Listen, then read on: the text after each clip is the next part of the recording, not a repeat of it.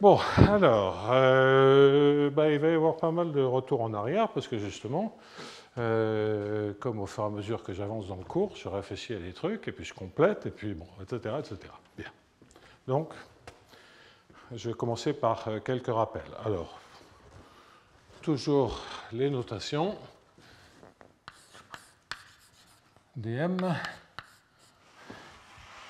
plus L étoile. Ouais. Alors, L étoile, je vais mettre un alpha t comme ça. Je vais un peu varier les notations. M dt.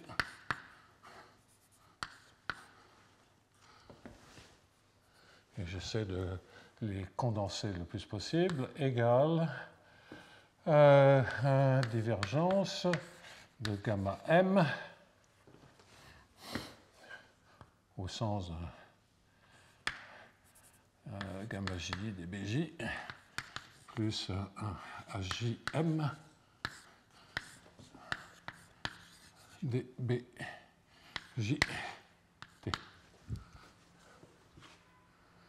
Bon, je vais enlever le alpha t ici, ça n'apporte absolument rien.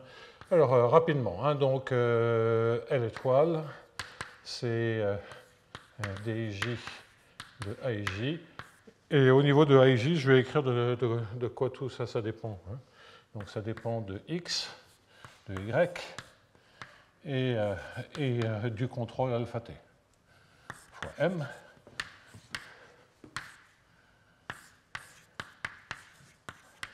Je ne répète pas les arguments de BI, hein, ce sont les mêmes. C'est la même chose pour les arguments de gamma IJ, donc je souligne tous les termes qui partagent tous ces arguments. Voilà, je crois qu'il n'y a plus grand-chose à dire.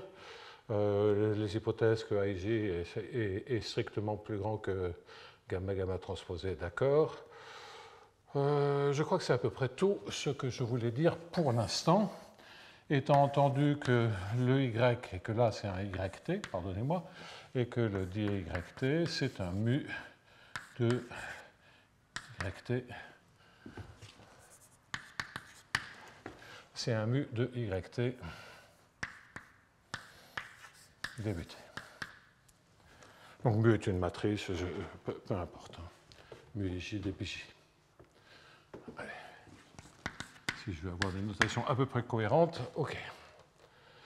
Alors, que dire là-dessus? Oui, c'est les conditions initiales. M0.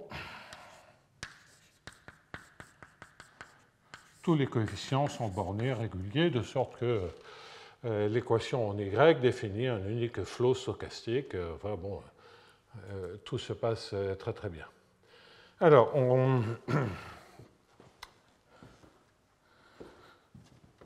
oui. Je reprends mes esprits. Quand même pas la forme. Alors, donc, les extensions que je vais mettre provisoirement de côté. Je vais mettre un S. Jusqu'à présent, ça a été de dire, on rajoute dans l'équation un plus divergence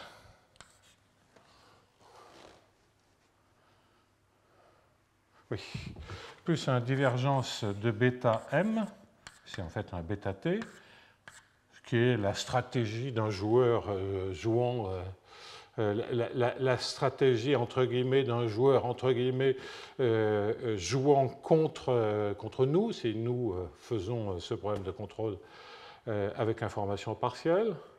Donc typiquement un processus quelconque, là on observe tout et c'est une divergence de bêta de m dz, avec z étant un autre brownien indépendant, et puis on a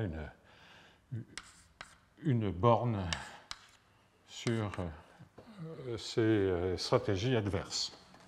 Donc c'est une sorte de pire cas.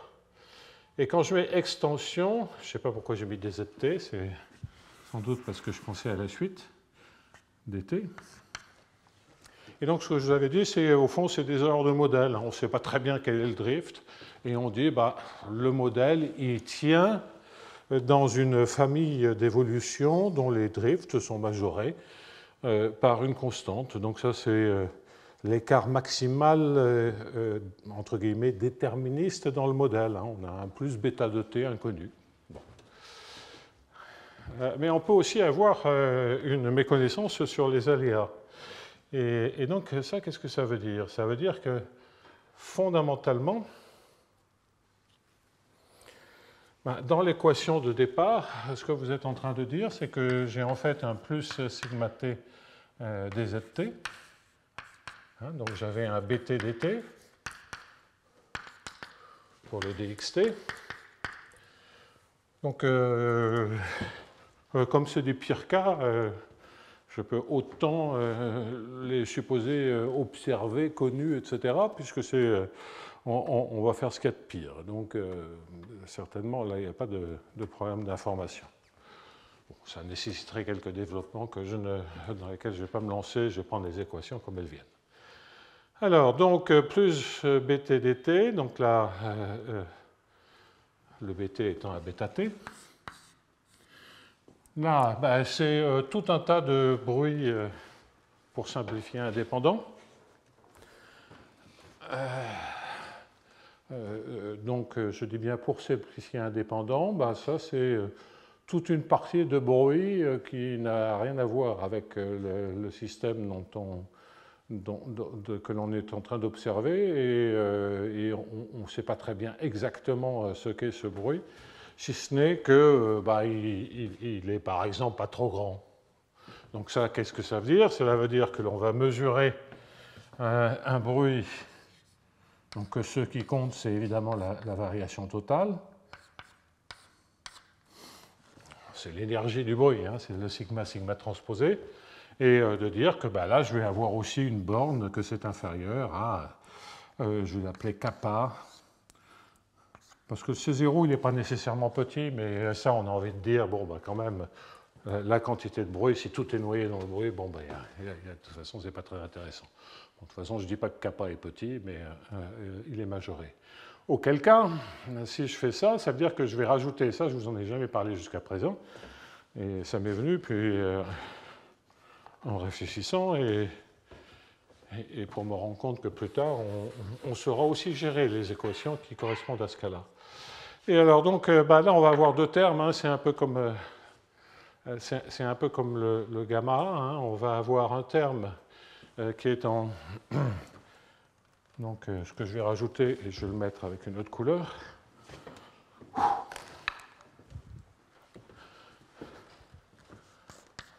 On va avoir un divergence de sigma m dz. T. Un plus, au sens de moins d'ailleurs. Non, c'est plus, pardon, plus 1,5. Moins, plus, ouais. Ça, c'est exact. Plus, est-ce que j'ai besoin de rajouter quelque chose d'autre? Oui, j'ai besoin de rajouter ce qui apparaît dans les taux, c'est-à-dire un demi de dij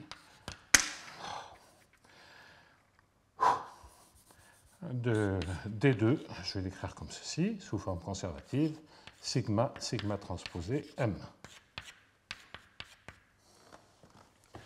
Voilà, donc, et là c'est un dt. En fait, c'est une différentielle entre guillemets, pour ce serait beaucoup plus clair si on écrivait tout en Stratanovich. Bon, bref, donc ça c'est ce que l'on obtient, ça joue un peu le rôle du gamma, si vous voulez, hein, qui était lui aussi affecté à un bruit indépendant.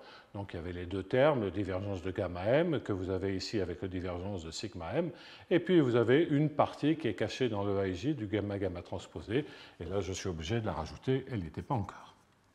Voilà, donc ça veut dire qu'on a un joueur adverse qui peut jouer contre nous sur les drifts, mais aussi sur la partie aléatoire. Bon. Donc on garde ça en tête. Pour l'instant, je ne vais pas trop en parler.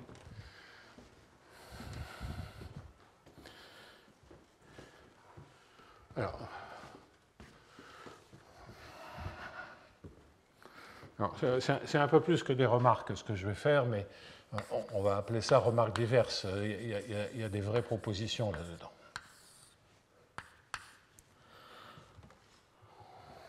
Ouais. Alors j'ai commencé par... je vais revenir encore une fois en arrière pour qu'on comprenne bien ce point-là. Vous avez vu que la dépendance à Y fixée, la stabilité par rapport à M, bon, je l'ai démontré en prenant deux solutions, comme si le problème était non linéaire. Alors là, si je ne rajoute pas de complexité dans le modèle, c'est une équation linéaire. Donc en fait, avoir l'estimation de stabilité, il vaut mieux que je le dise maintenant, je l'ai écrit avec M1 moins M2, mais c'est linéaire, donc c'était juste avoir une estimation a priori. Bon, ça c'est une remarque. Mais je voulais faire une démonstration qui ne dépende pas de la structure particulière, qui ne dépend pas trop de la structure particulière. Ensuite, lorsque je cherche à avoir la stabilité, il y a la stabilité globale du système par rapport au couple MY. Et là, on a vu, d'abord, 1, c'est non linéaire, donc on est obligé, et le M dépend de Y, donc là, on a vraiment un système non linéaire complet, et on est obligé de regarder la différence entre deux solutions, et on avait vu qu'il y avait un problème. Donc la manière dont le problème a été contourné, c'est-à-dire que la stabilité des trajectoires était obtenue lorsque, par exemple, YN tend vers Y, et lorsque les conditions initiales convergent faiblement dans L2, auquel cas la solution convergeait faiblement dans L2. On va dire presque sûrement, même s'il faut faire un peu attention à ces notions. Ça a été expliqué en détail dans les cours précédents. Quid de la convergence forte? Alors, la convergence forte est possible, mais vous allez voir, elle va dépendre fortement du point de départ, c'est-à-dire qu'elle ne sera uniforme que sur des compacts, pas sur des bornés, tandis que la convergence que je vous ai montrée, par définition, comme on prend de la convergence faible et que toute boule d'un espace de Hilbert séparable, comme c'est le cas ici, est faiblement compacte, et compacte pour la topologie faible. Donc qu'est-ce que ça veut dire? Ça veut dire que le résultat que je l'ai montré est un résultat d'uniforme continuité en MY dans une boule de rayon R pour M et Y quelconque, et c'est un résultat de continuité uniforme, c'est un écart qui ne dépend de rien du tout. Bon, grâce à la compacité, là on va voir maintenant un écart qui dépend, lui, de propriétés un peu plus fines de M. Donc c'est une remarque sur la stabilité et qu'il est bon de garder en tête. Alors, l'uniforme continuité des trajectoires par rapport au point de départ, c'est quelque chose qui va nous servir plus tard, parce que ça nous permettra d'analyser les équations de HJB où on a besoin d'uniforme continuité. En dimension finie, ou d'uniforme continuité sur les bornés. Donc, en dimension finie, continuité ou uniforme continuité, c'est évidemment la même chose. Pour une application linéaire, dès qu'elle est continue, elle est uniforme continue. Bon, ok. Mais là, c'est non linéaire parce qu'il y a le Y. Donc vous voyez que l'addition du Y complique très sérieusement les histoires. Alors, donc, continuité en M0, on va dire dans L2, on va faire en M0 et puis en Y0. Alors le Y, évidemment, ce n'est pas la difficulté, hein, donc c'est évidemment en M0. Enfin, continuité en M0 de MY. Et je répète, je me suis mal exprimé, ce sont les données M0, Y0, c'est de M, parce que par rapport à Y, on sait exactement ce qui se passe. Je le fais par exemple dans L2. Et le 3 petits points veut dire que tout ce que je vais raconter s'adapte à tous les espaces que l'on veut.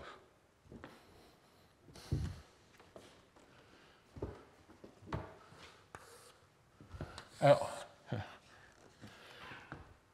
j'ai fait plusieurs fois ce début de démonstration en disant, vous voyez, là j'arrive à ce terme, et ce terme, je ne peux rien en faire. Bon. Alors, on va reprendre ce terme-là et dire que si on demande pas mal d'informations sur une trajectoire, donc je vais fixer M0 pour que les choses soient claires, ça me donne une trajectoire M, et puis je vais prendre une autre condition initiale, donc M0, Y0 fixé, et je prends une autre condition initiale, M'0, ou peut-être, ouais, allez, M'0, Y'0. Donc le Y0 moins Y'0, ok, je peux le mesurer. Et puis on va essayer d'avoir un écart entre, ça me donne une trajectoire M', et je vais essayer d'avoir un écart entre M et M'. Donc, je vais obtenir un tel écart entre M et M' en fonction de M0, l'écart entre M0 et M'0 et l'écart entre Y0 et Y'0, mais cet écart va dépendre du point M. Donc c'est ça que l'on va voir. Et fortement. Ce n'est pas simplement avoir des bornes sur M. On va voir que c'est une sorte d'équicontinuité du gradient M carré, etc. Bien, alors, on reprend la démonstration que j'ai dû faire 3 ou 4 fois, mais je pense que ça sera presque la dernière fois. On la reverra encore une fois, cette démonstration, mais il n'y aura plus d'équation différentielle stochastique. Elle sera cachée dans un calcul analytique sur les équations de SJP. Alors donc, je vais un peu vite parce qu'on a fait, comme je le répète, 36 fois cette démonstration.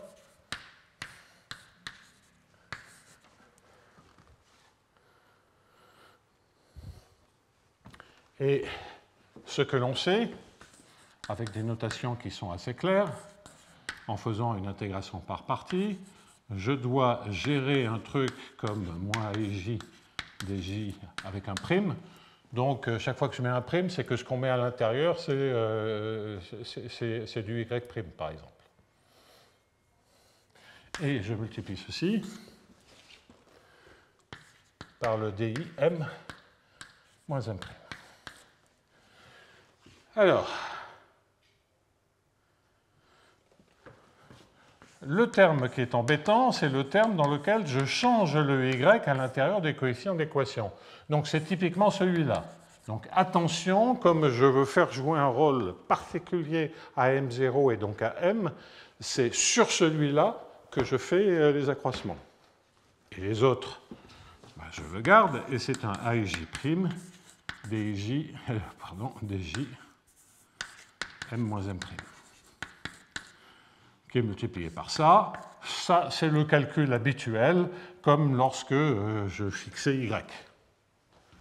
Et donc, le calcul habituel, il me donne facilement un U, l'espérance, excusez-moi, il y a une intégrale en X, l'espérance de l'intégrale en X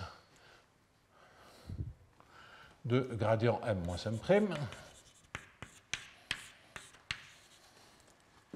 Il y a une grande constante Fourtou avec l'espérance de l'intégrale de M moins M'.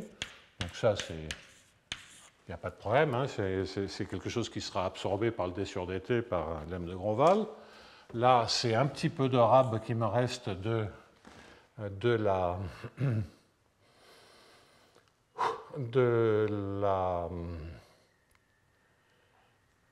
du fait que les AIJ soient strictement positifs et dominent le 1,5 gamma gamma transposé. Là-dedans, lorsque j'écris ceci, dans ce terme-là, qui est multiplié par le gradient M moins M', je fais du Cauchy-Schwarz, et donc ce que je vais avoir, c'est aussi une autre constante C0. J'ai tendance à noter, ça fait un peu beaucoup de constantes de C0, mais enfin bon, on va les appeler C, toutes les constantes qui ne dépendent de rien du tout. Et donc, qu'est-ce que je vais récupérer? Bien, je vais récupérer l'espérance de l'intégrale de A. Je vais gommer les indices de A moins A', hein, c'est une norme matricielle au carré, fois gradient M carré.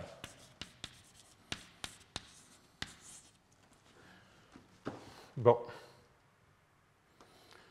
Voilà. Alors, donc, la difficulté, elle est là, c'est qu'en général, si je veux avoir des choses qui ne dépendent pas trop de M, Ben, j'ai un souci parce que là, je n'ai pas plus d'informations que le gradient de m au carré. Alors en espace, je pourrais avoir un peu plus d'informations, mais le problème, c'est l'espérance. Hein. Je ne sais pas aller au-delà des carrés facilement. Sans faire une autre démonstration, mais une autre démonstration nécessite que ma condition initiale soit dans LP, avec P plus grand que 2. Auquel cas, je pourrais gagner un peu en puissance. Bon.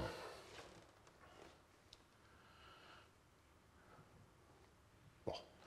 Je passe sur les détails. Alors, donc, ben, qu'est-ce que l'on peut dire? Ce que l'on peut dire, c'est néanmoins, c'est que, donc si vous faites un grand val, vous allez avoir un d sur dt, un e puissance moins ct, l'espérance de l'intégrale de m moins m' au carré. Et quand je dis ça, c'est même correct. Ouais.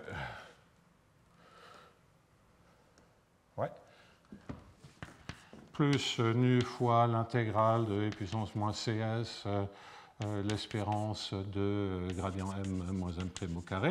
Donc ça sont tous les bons termes que l'on veut. Celui-là, je l'ai absorbé dans l'exponentielle. Et de l'autre côté, bah, qu'est-ce que je récupère? Je récupère un c e puissance moins ct fois l'intégrale de a moins a' gradient m carré. Donc je vais garder le gradient m carré. Et qu'est-ce que je peux en dire de a moins a'? Alors A est une matrice bornée, hein. J'ai supposé que tous les coefficients étaient bornés, qui dépend régulièrement de y. OK? Donc, il ne faut pas que j'oublie l'espérance. Et donc, a priori, je peux majorer. Il y a une constante que je fais rentrer dans le C qui est là-bas. Je vais mettre un C' si vous préférez. Y moins Y' inf 1. Le inf 1, ben, c'est-à-dire que lorsque y est petit et près de y', ben, le caractère lipschitzien de a par rapport à y, ben, ça me donne ça. Et puis, si jamais y moins y' est plus grand que 1, ben, je dis que le a moins a' est borné par une constante. Et la constante, elle est là. Voilà, alors ça, je prétends, ce qui ne présente rigoureusement aucune difficulté, que si j'intègre maintenant par rapport au temps, parce que c'est ça qui m'intéresse, ça va me donner une information sur le sup en temps, mais ce que je prétends, c'est que si je fais cette intégrale, grand T étant fini fixé, de l'espérance de l'intégrale de gradient m carré y moins y' inf 1, je prétends que ça, c'est un module qui dépend de m de y moins y'. Module de continuité uniforme, si vous voulez, par rapport à y, ce qui est exactement ce qu'on cherche, hein, puisque ce qui nous importe, c'est d'avoir l'écart de m à m'. Alors, dans le d sur dt, il y aura la condition initiale, ça c'est OK, c'est la différence des conditions initiales dans L2, mais je veux aussi mesurer l'écart des m en fonction de y et de y'. Bon. Et alors là, si je veux être très précis, c'est un y0 moins y'0. Hein.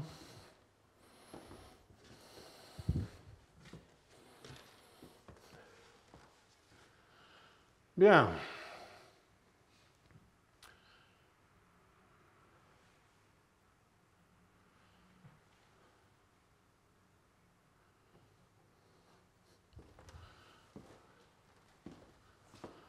Alors, donc si on admet ceci, alors les oméga, ce sont des modules.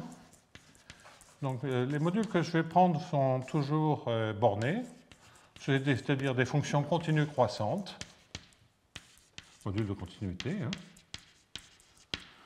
hein, qui vaut croissance au sens large, qui vaut 0 en 0.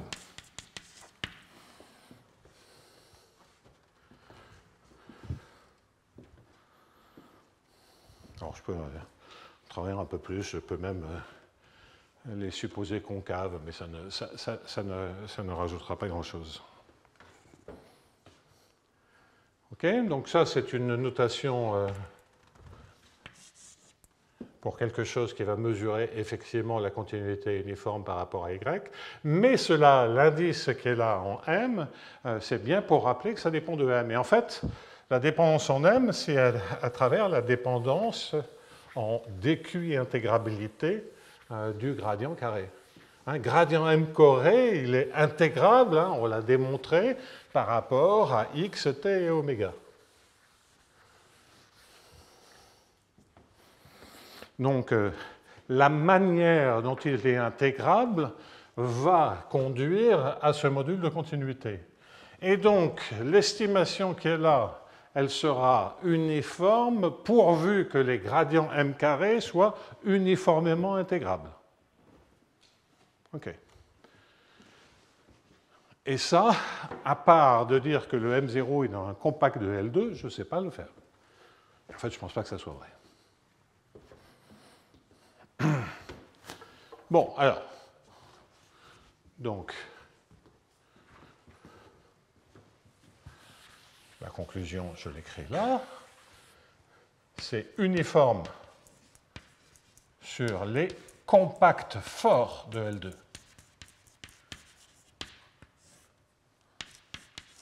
Pas les compacts faibles, non pas les bornés.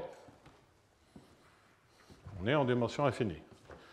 Et ça, bon, c'est pour ça que j'ai autant insisté sur la convergence faible. Alors, ça, comment ça se démontre? Bon, le plus simple, c'est de dire que gradient m carré y moins y prime carré inf 1, ben, je peux le décomposer en K2 y moins y prime carré plus gradient m carré, la fonction indicatrice de gradient m supérieur à k. Regardez, on découpe en deux. Là où gradient m est plus petit que k, j'ai cette inégalité, en gardant y moins y prime carré. Là où c'est plus grand que k, on le garde et on prend le 1. Et donc on a ceci.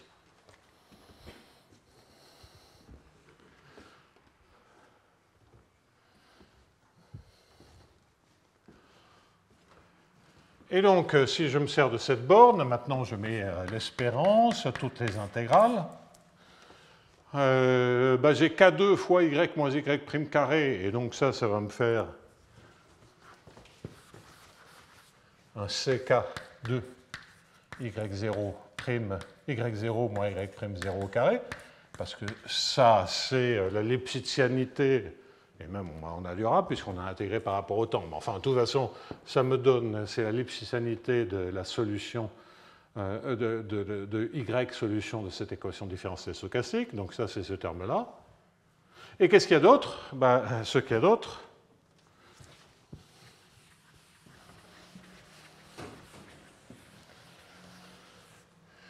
c'est quoi? Ben, c'est l'espérance de l'intégrale de 0 à t, de l'intégrale de gradient m carré, 1 de gradient m supérieur à k. Ben, je ne sais pas exactement ce que ça vaut. Tout ce que je sais, et ça ne dépend que de m, c'est que c'est quelque chose qui tend vers 0.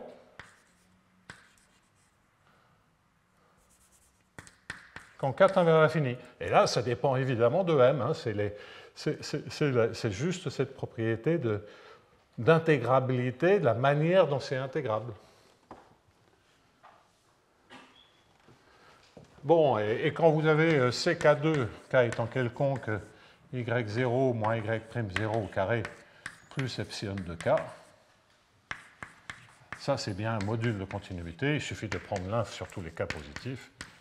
Et c'est bien un module de continuité. Ça, c'est topologie générale élémentaire.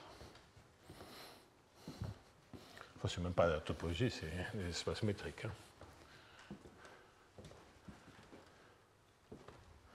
Bien.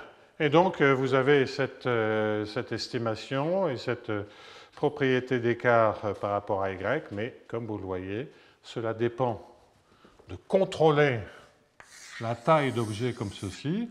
Et si on fait varier les conditions initiales sur M0, bah c'est une condition pas de compacité de gradient M dans L2, encore que fondamentalement, ça donne la compacité du gradient M dans L2, parce que si on a ça, comme on a la convergence stable, c'est la compacité dans L2. Donc c'est une condition de compacité dans L2 T oméga à valeur dans H1 en X, qui assure un écart dans L2. Cette compacité, il faut bien qu'elle, en oméga, il faut bien qu'elle vienne de quelque chose. Et pour moi, je ne vois absolument pas comment elle pourrait venir d'autre chose que de la compacité dans L2 de la condition initiale. Alors, une deuxième remarque que je veux faire,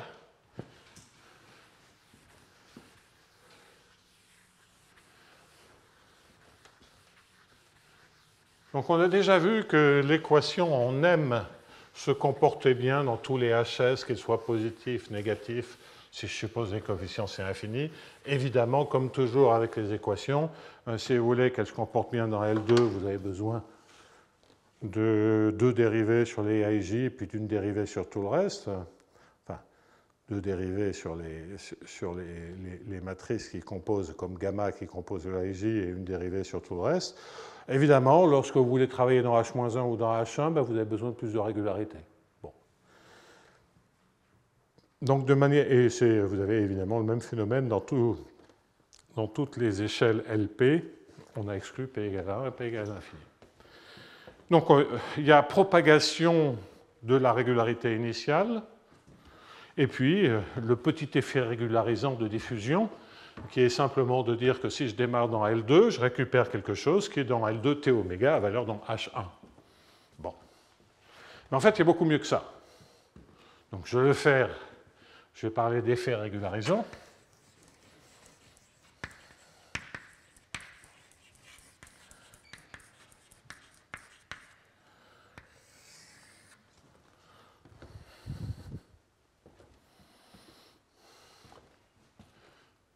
Donc, là, je vais écrire des résultats comme si on était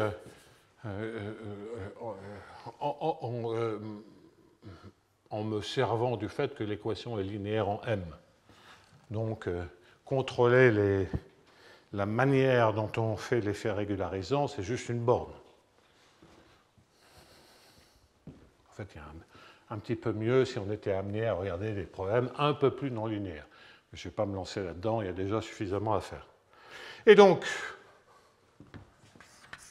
je vais dire dans L2, et à nouveau, 3 petits points.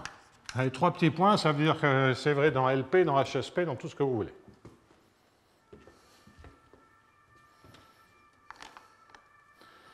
Bah, cet effet régularisant, il est assez simple hein, dans l'échelle L2. C'est de dire que M de T au carré, l'espérance, la norme HS, est majorée par C sur T à la puissance S. Quel que soit S, positif ou nul. Alors S égale à 0, c'est la borne L2, c'est pas très intéressant. Donc, qu'est-ce que cela veut dire? C'est que, presque sûrement, en tout cas l'espérance, le M de T, ben, il est dans tous les espaces de régularité que vous voulez. Si j'oublie l'espérance, c'est exactement ce à quoi je m'attends si je résous dm sur dt égale 1,5 de Laplacien m, l'équation de la chaleur. C'est-à-dire, c'est exactement ce que j'aurais si je supprimais tous les termes stochastiques. D'ailleurs, le membre de droite. Pourquoi? Bah, M, c'est M0 convolé avec PT. PT, c'est puissance moins x2 sur 2t sur 2πt à la puissance d sur 2. La solution fondamentale de la chaleur. Je vais faire comme si S était entier. Hein. Mais ça, c'est exactement pareil, et on peut donner un sens à ce que je vais écrire. Ben, la dérivée Sième dont je vais devoir prendre la norme L2 au carré, c'est la dérivée Sième de M0, n'importe quoi. C'est la dérivée, c'est M0, je peux mettre la dérivée où j'en ai envie. Maintenant, si je mesure la norme L2 de ceci, alors là, il y a une estimation, mais cette estimation est optimale. C'est des choses bien classiques sur l'équation de la chaleur. Ben, la norme L2 d'un produit de convolution, je peux prendre la norme L2 d'un machin et la norme L1 de l'autre. Donc ça se majore, et la constante est 1, ça se majore par la norme L2 de M0. La norme S de la dérivée Sième de PT dans L1. Bon, et ça, quand vous prenez une dérivée, ben vous voyez que vous allez avoir x sur t. Si vous regardez la norme L1, ben vous écrire x sur racine de t, parce que c'est le scaling qui est là, et vous avez un 1 sur racine de t. Donc la dérivée première, elle explose en 1 sur racine de t, la dérivée seconde en 1 sur t, la dérivée Sième explose. Donc la constante dépend de S, mais on s'en fout. M0 dans L2. Et ici, ce que vous avez, c'est 1 sur t à la puissance S sur 2. Bon, c'est le scaling parabolique. Si vous prenez S dérivé en x, bah, ça correspond à un temps à la puissance S sur 2. Bon. Hein, ici, vous avez une dérivée temporelle, deux dérivées en x. Donc c'est vraiment une affaire de scaling parabolique. Ce résultat-là, il suffit de savoir que ds de m est dans L2, c'est-à-dire que c'est infini, et vous pouvez récupérer cet exposant juste par scaling. Hein. Scaling en x et en temps. Donc, il n'y a en fait même pas de démonstration à faire si vous avez la régularité. Alors, c'est bien le même résultat parce que là, il y a un carré, et donc le 1 sur t puissance s sur 2, ça devient 1 sur t puissance s. Donc, tout le bazar qui est dans le membre de droite, hein, qui est quand même pas très sympathique, il y a des dérivés, etc., ne change rien aux effets régularisants de l'équation de la chaleur, à ceci près qu'ils sont en moyenne. Vous n'avez pas une borne trajectorielle. On pourrait avoir des bornes trajectorielles, mais c'est un sens d'équation différentielle stochastique.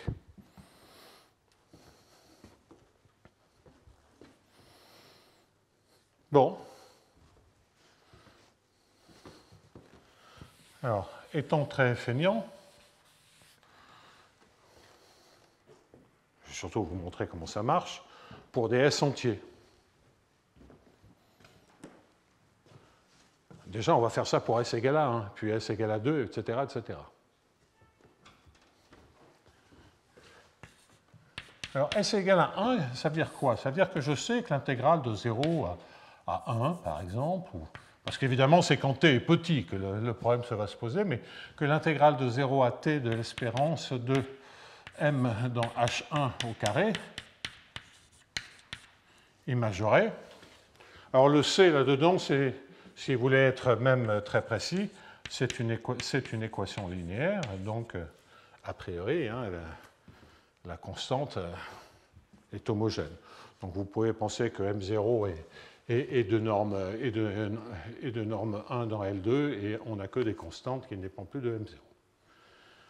Alors donc ça c'est majoré par une constante. Et je vais mettre l'espérance qui est ici. Donc je vais essayer d'avoir des bornes en T0. Hein, le T qui est ici pour la borne, ça sera T0. Et je vais donc dire qu'il existe un temps T1 qui appartient à 0 T0 sur 2, tel que l'espérance de M de T1 dans H1 au carré est majoré par C sur T0. Parce que simplement, je suis en train de dire que l'intégrale de 0 à t sur 2 de cette expression, il y a beaucoup de parenthèses, voilà, que l'intégrale de 0 à t sur 2 de cette expression est majorée, ben, il y a certainement un point dans cet intervalle qui est majoré, dont l'intégrand est majoré par l'inverse de la longueur de l'intervalle, c'est-à-dire ceci. Bon. Et ça, c'est en T1.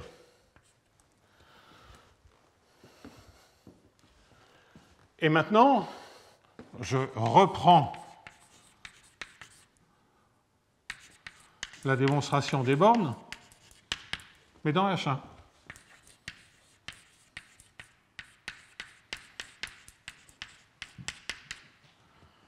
En partant de T1, au lieu de partir de 0, je pars de T1.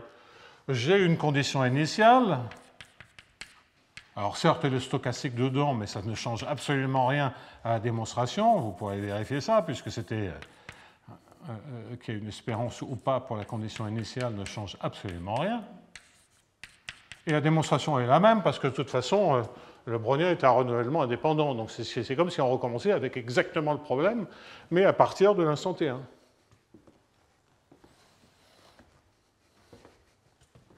Et ça, qu'est-ce que ça nous dit? Ben, ça nous dit que pour les t plus grands que t1, bien j'ai une exponentielle c t moins t1, hein, c'était le résultat final auquel on aboutissait, fois m de t0, qui est un c sur t0.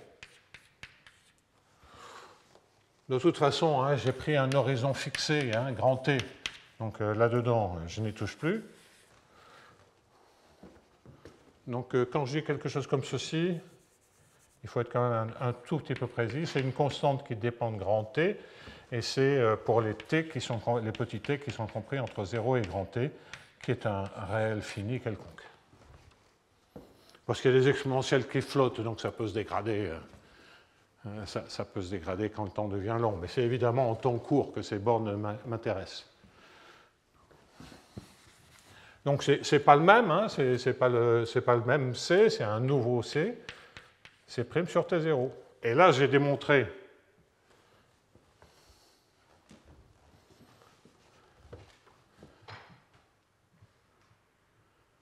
si je prends maintenant T égale T0, j'ai démontré ce que je voulais démontrer pour H1. Et en même temps, je sais que j'obtiens aussi que l'espérance de l'intégrale de T1 à grand T de M2 SH2 au carré, hein, je gagne un cran si je pars de H1, est majorée par une constante.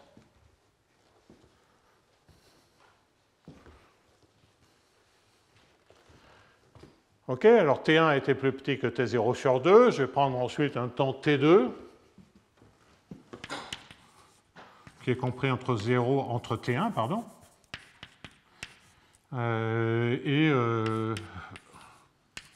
Il existe un temps T2, et je vais mettre, je ne sais pas, moi, 2T0 sur 3. Hein, ça, c'est avant T0 sur 2. Je veux toujours arriver à un C sur T0 à la fin, et je vais dire que là, j'ai un M de S,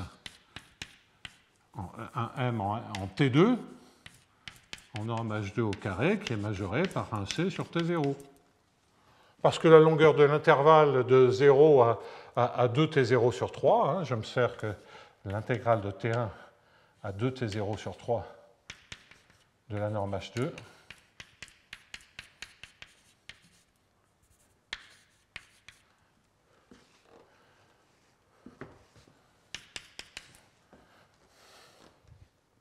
Est majoré par C sur T0, et là c'est un T0 carré.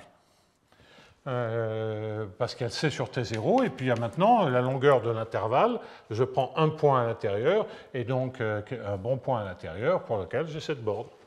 C'est comme ça que le carré apparaît.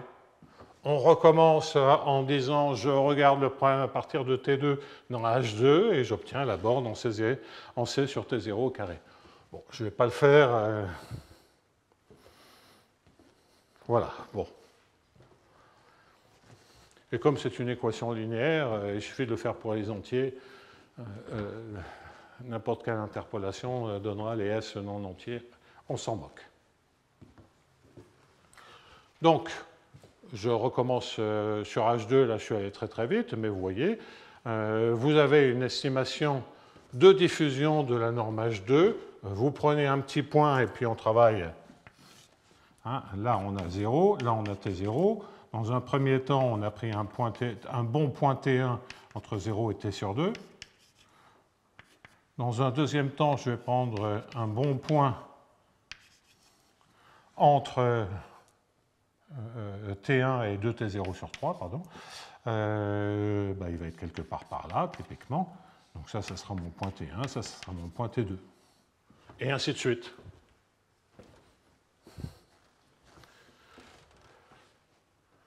Alors les constantes, évidemment, je ne le dis pas, mais elles dépendent de S. Hein. Le C de T, il dépend de S. Hein. Et elle a tendance à beaucoup grandir quand S grandit, à cause de toutes les exponentielles, etc. Donc c'est un effet régularisant qui est quand même assez spectaculaire, parce que ça veut dire que cette foutue équation de Sakai, en variable spatiale, bien qu'il y ait les termes stochastiques, le couplage avec du Y, etc., elle se comporte comme l'équation de la chaleur.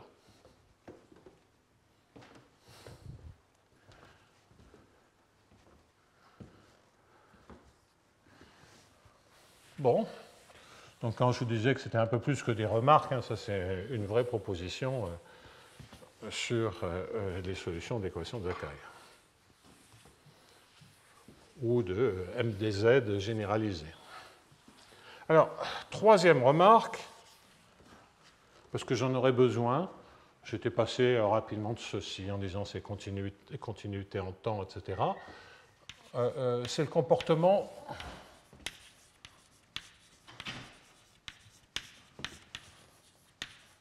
près de t égale à 0.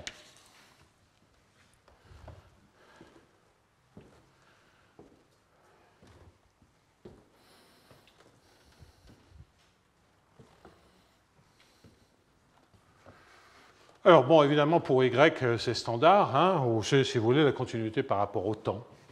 Bon.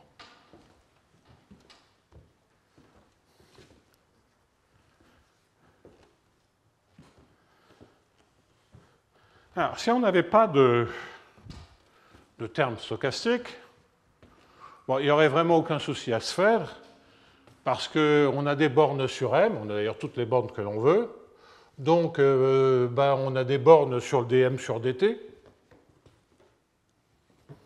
Et si on a des bornes sur le dm sur dt, ça veut dire qu'on contrôle l'écart entre m de t et m de 0. Bon.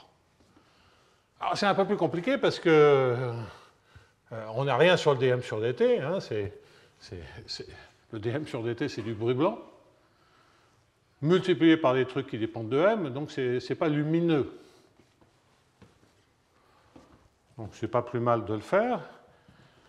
Alors, même si on ne se sert pas des effets régularisants, on s'en tire assez facilement parce qu'on va dire, et qu'il n'y a pas les termes stochastiques, hein, toujours dans ce cas-là, parce qu'on va dire, je prends une condition initiale dans L2, le M il est dans L2 à valeur dans H1, donc ceci, comme il y a deux dérivés, c'est borné, c'est dans L2 à valeur dans H-1, et donc le dm sur dt, il est dans L2 de 0t à valeur dans H-1, et ça suffit pour avoir la continuité dans L2, avec le fait qu'on a des bornes sur M dans L2 de 0t à valeur dans H1. Bon. Donc on peut s'en tirer. C'est des équations dérivées partielles, comme on les a apprises dès qu'on a appris à manipuler les espaces Sobolev et les distributions. Bon.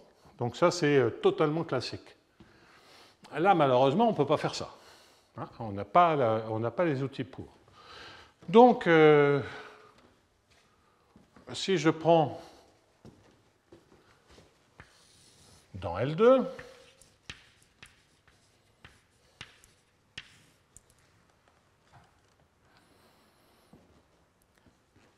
avoir une estimation de m de t moins m0 dans L2 en espérance au carré, hein, l'espérance du carré de ce bazar-là, c'est un peu compliqué. En fait, on va avoir, à cause de l'espérance, plutôt des convergences faibles. Alors, le plus simple, c'est de regarder m de t moins m0 dans h-1.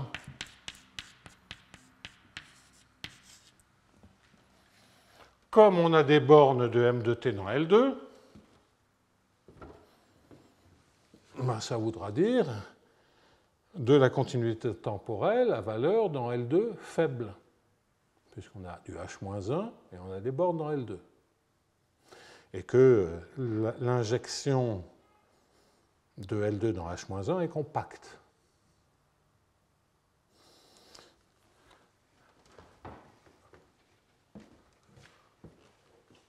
Donc, quoi qu'il en soit, je vais essayer d'obtenir, de dire que ça tend vers 0,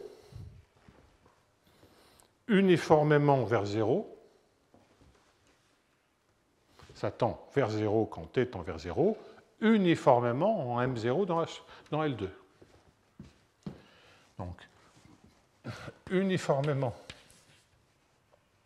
pour M0 borné dans L2, hein, toujours caché derrière, il va y avoir de la compacité faible des boules. Eh bien, je vais savoir que ceci tend bien vers 0 quand t tend vers 0. Bon, ben alors on reprend toujours cette satanée démonstration.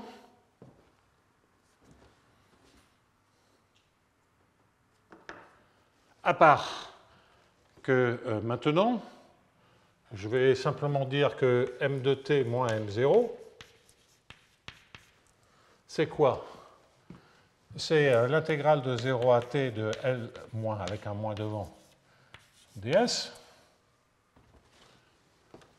moins l'intégrale de 0 à t de divergence de gamma m plus hm. Donc j'oublie tous les indices, hein, dB.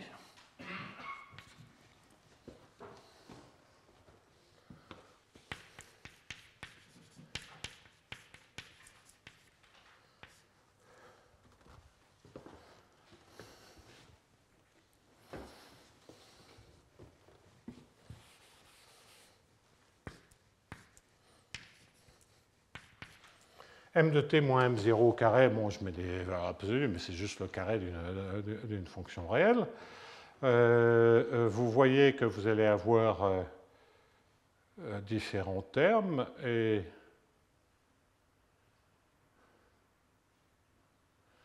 donc ce que vous allez récupérer, c'est moins intégrale de 0 à t de L étoile m ds.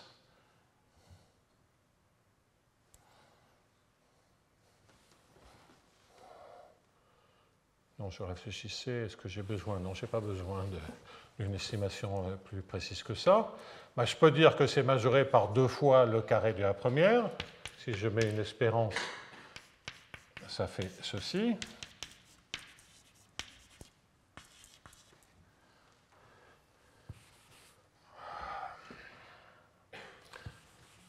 Je vais laisser ça comme ça. ds en carré plus l'intégrale de 0 à t de divergence. Je vais simplement dire que a plus b au carré est inférieur à 2 à 2 plus 2b2.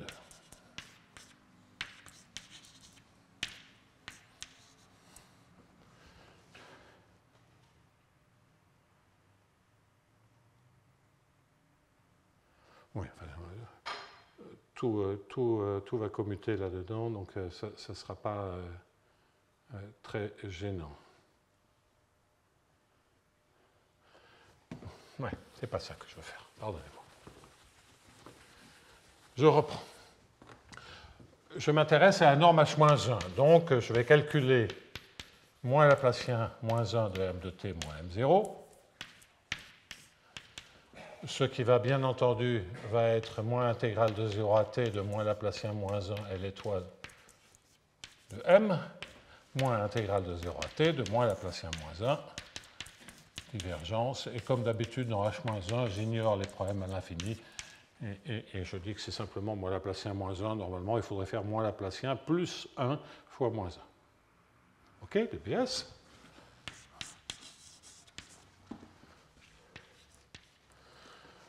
Je fais maintenant le produit et je peux prendre l'intégrale en x,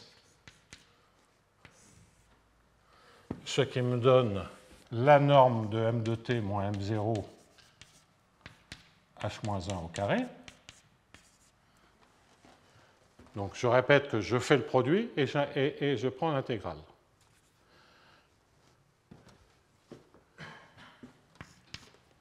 Donc le produit, et au point où j'en suis, je prends l'espérance.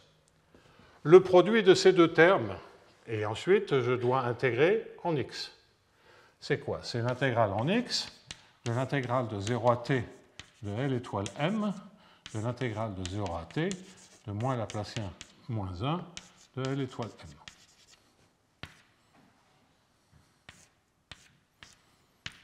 Et il y a une espérance.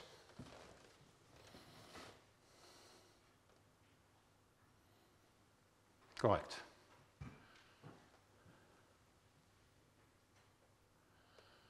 Oui, alors, ça, c'est la partie, le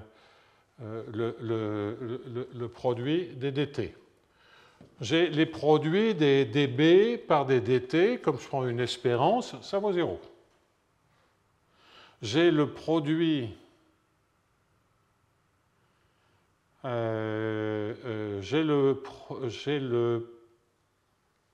produit de ces deux trucs, et ça me fait l'espérance, hein, c'est la propriété d'isométrie des intégrales stochastiques, de l'intégrale en x, de moins Laplacien moins 1 de divergence gamma m plus hm multiplié par divergence de gamma m plus hm. C'est-à-dire le produit scalaire dans L2, en espérance dans L2, c'est l'intégrale du produit des intégrants. C'est la propriété, comme je disais, isométrique des... Bon, alors, ben là, on va pouvoir tout de suite regarder ceci. Ça, c'est la norme H-1. On est pratiquement au bout de nos peines. Le dernier terme, ça, c'est la norme H-1.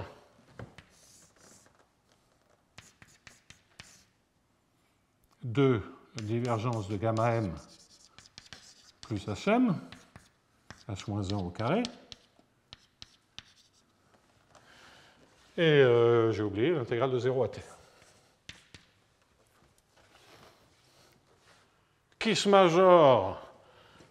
Parce que je prends la norme h-1, c'est-à-dire que je peux remonter d'une dérivée. J'ai une divergence. Là, si je remonte, c'est encore plus régulier.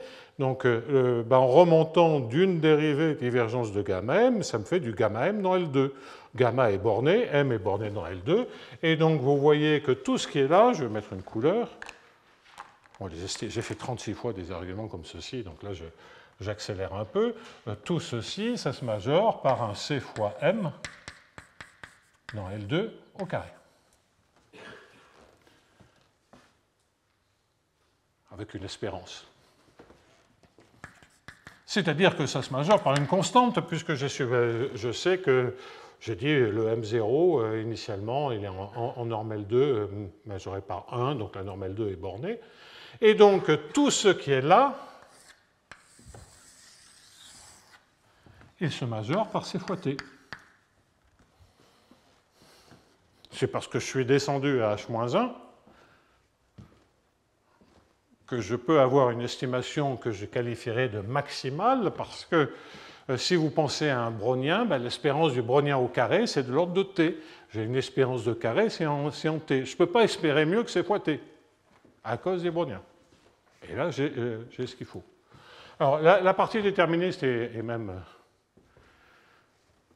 plus simple, enfin, en tout cas, est différente, puisque là, qu'est-ce que ça, typiquement, je peux le majorer par l'intégrale de dx de l'intégrale de 0 à t de L étoile m au carré, plus l'intégrale par rapport à dx on oublie les espérances pour l'instant. Donc je vais mettre 1,5, plus l'intégrale en dx de l'intégrale de 0 à t de moins Laplacien L étoile moins 1 de L étoile m au carré. 1,5. Donc j'ai juste fait Cauchy-Schwarz par rapport à l'espérance. Alors, quelle taille ça a, ça? L étoile, il y a 2 dérivés. Je remonte 2 dérivés. D'accord? Donc cela veut dire que déjà,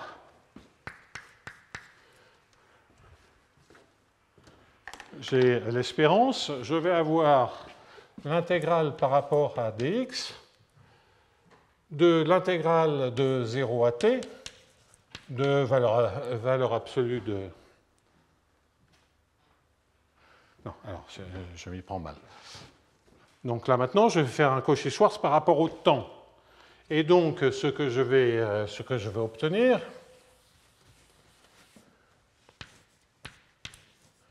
c'est t, parce que j'ai une intégrale de 0 à t d'une quantité que je majore par t fois l'intégrale du carré. Donc je récupère l'intégrale de 0 à t de moins Laplacien moins 1 de L étoile m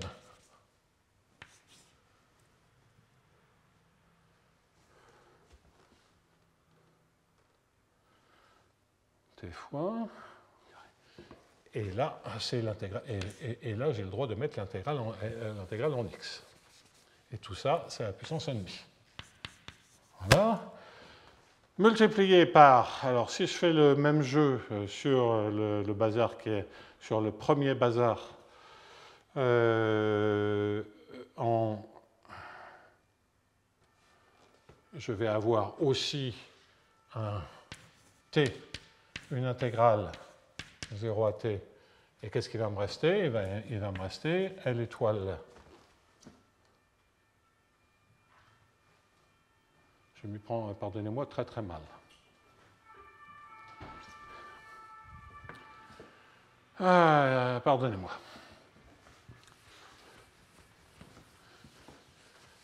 Avec toutes les intégrations qui ont lieu, on s'y paume un petit peu. Et je viens de m'y paumer magnifiquement. Ceci, qu'est-ce que c'est? Ce n'est rien d'autre que la norme H-1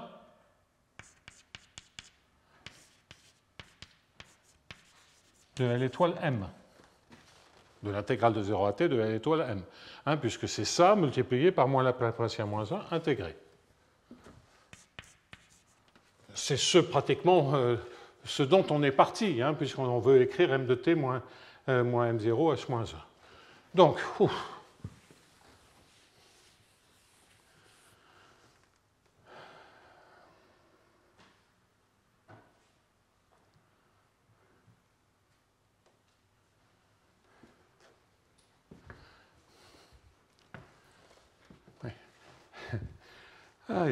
donc le problème, c'est que il faut faire attention aux signes là-dedans. Alors, donc,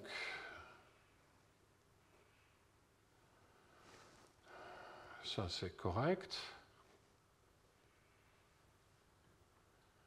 Parce qu'il faut que je me serve de ce qui se passe lorsqu'on calcule la norme H-1 et qu'on a un angle positif dans H-1, que l'opérateur L étoile m est essentiellement monotone dans H-1. Et lorsque je fais ça brutalement, je ne l'ai pas. Donc sur cette partie-là, il n'y a pas de problème, la démonstration est correcte, mais je m'y suis mal pris sur la première partie. Alors, passer à moins 1, donc ça semble à peu près correct. Si je fais maintenant l'intégrale, j'ai ceci. Je ne comprends pas comment ça peut être croissant alors que c'est exactement ce que je fais d'habitude pour la norme H-1.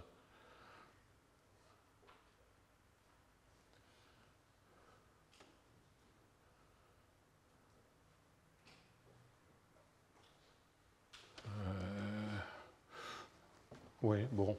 J'ai un problème sur le signe, mais bon, c'est pas très grave. Je vais m'en tirer quand même. Il y a quelque chose qui me choque avec le signe, mais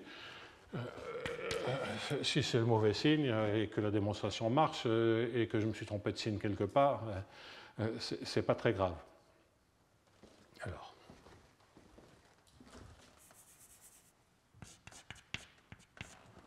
Donc évidemment, la norme d'une intégrale est majorée, donc il y a une espérance.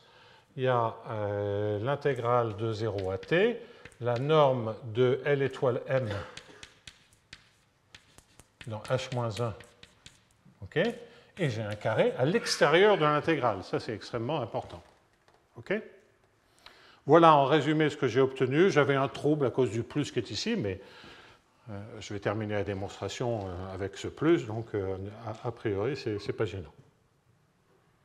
En même temps, je ne vois pas d'erreur de signe, mais bon, peu importe. Je n'efface pas. OK. Alors, donc, là, qu'est-ce qu'il me reste? Il me reste à dire, c'est que L étoile, on prend deux dérivés, donc ceci, ça se majore par Ct plus C fois l'espérance de l'intégrale de 0 à t de m dans H1.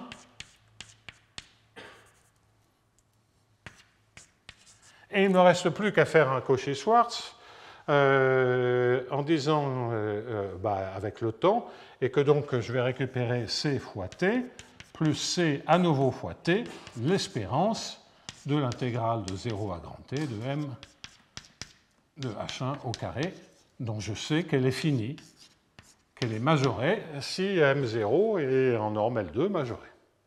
Et donc, au résumé, j'ai bien obtenu l'estimation que je voulais, c'est que ceci est majoré par C fois T.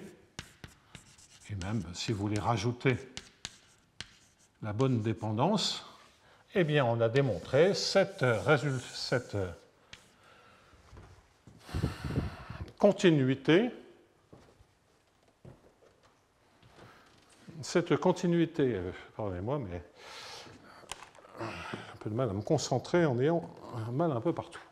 Alors, donc, on a démontré cette inégalité qui montre bien le comportement près de zéro. Ça, comme je disais, l'aspect stochastique, c'est optimal. Et bon, il y a perte d'une dérivée, mais c'est assez moral. Si on veut avoir l'estimation optimale, on est obligé de perdre une dérivée. Bien.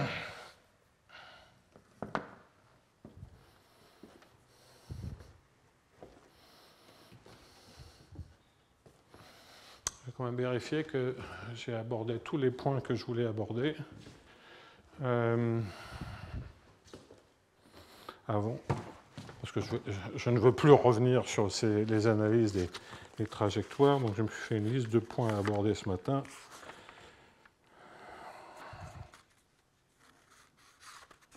Ah oui, il y en avait encore un, comme quoi je fais bien de regarder.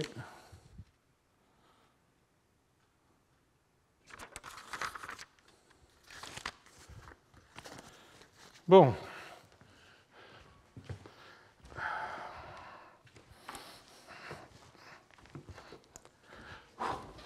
Alors, donc, oui, la dernière remarque que je voulais faire, c'est avouer un aveu, hein, donc j'ai un peu triché au démarrage, en vous disant, je ne sais pas travailler dans les mesures bornées, hein, ce qui était les espaces dans lesquels on travaille pour l'équation, et donc je travaille dans L2 ou dans LP. Bon, L1, là, j'ai rien à dire. En disant, je prends un espace plus petit, à part que ce n'est pas vrai, ça. L'espace n'est plus petit que si je suis sur un espace d'état qui est compact.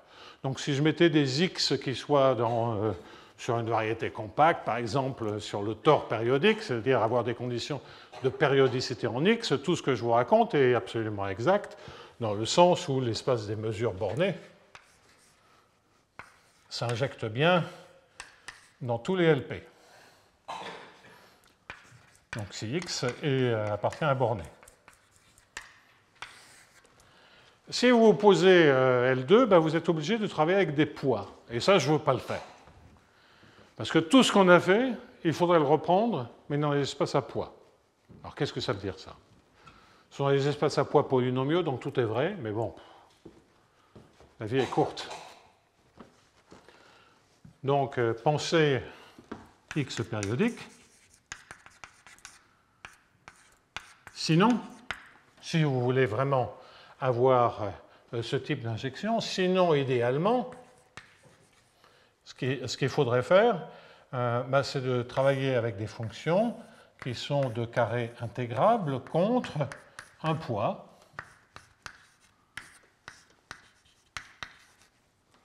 Bon, je ne suis pas capable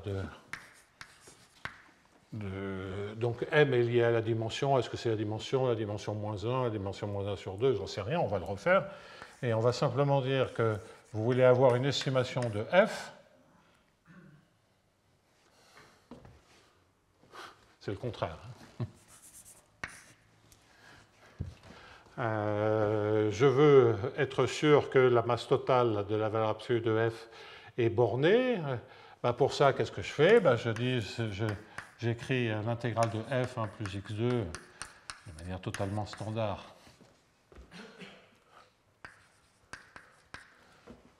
On va dire m sur 4 ici, et puis divisé par 1 sur 1 plus x2 à la puissance m sur 4. Et donc vous voyez que ceci s'injectera dans L1 ou dans L1 et donc dans les mesures bornées. Dès que, si vous faites maintenant Cauchy-Schwarz, dès que le carré de ceci est intégrable. Le carré de ceci, c'est quoi? C'est l'intégrale de 1 plus x2 m sur 2. Il faut que ça soit intégrable. Donc ça, il faut que m soit plus grand que d-1.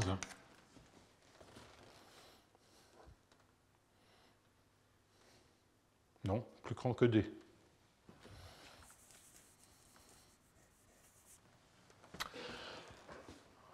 OK.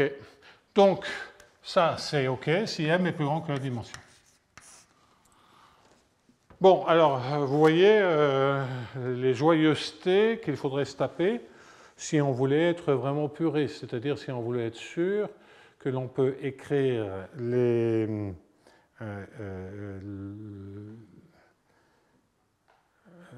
équations, les résoudre, les écrire, ça c'est pas le problème, c'est les résoudre, mais en travaillant non pas avec des espaces L2, HS, etc., mais en rajoutant ce point-là.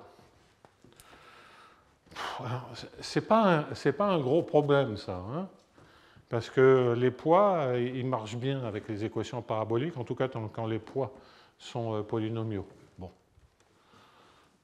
Donc, au lieu de multiplier par f, multipliez par f fois le poids. Puis vous faites tous les calculs. Donc, il y a plein de termes supplémentaires, mais quand vous dérivez, vous voyez que les dérivés du poids, c'est des croissances moins grandes. Donc, ce n'est pas très gênant. Donc, ça va faire des tonnes de termes d'ordre inférieur.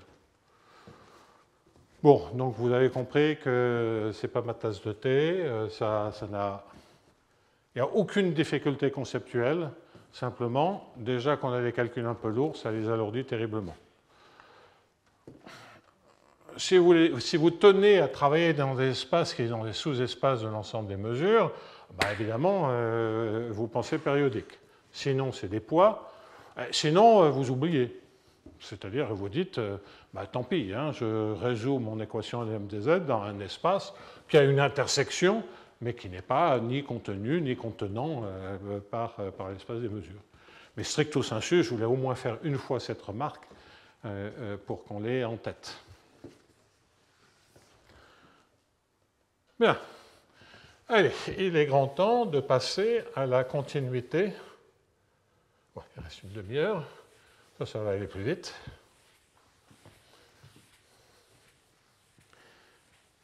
De la fonction valeur.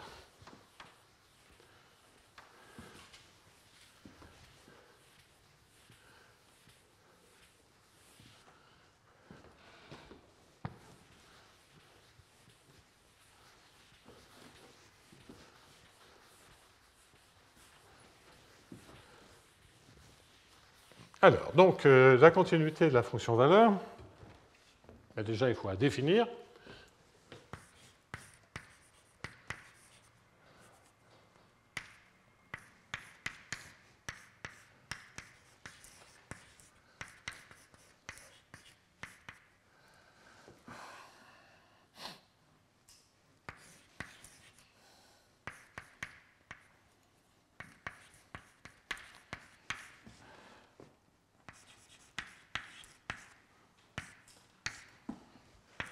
Voilà. Je vais me taisais pour me concentrer sur ce que j'écrivais.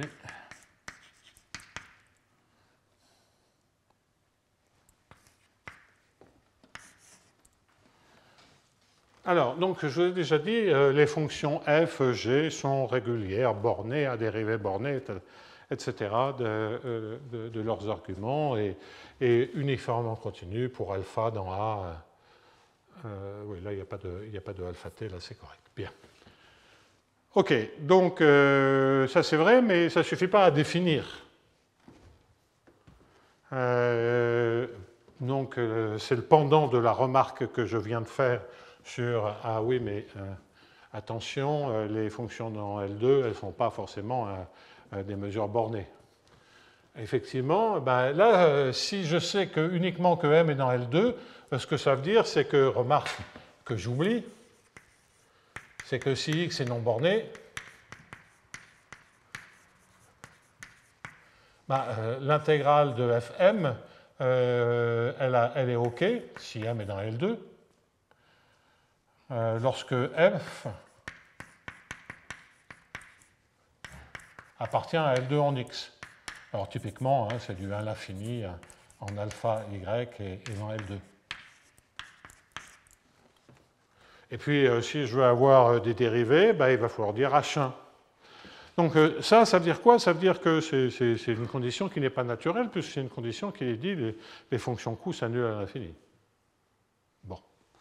Alors, à nouveau, je le répète, c'est purement technique. Si vous travaillez dans L2 avec les poids,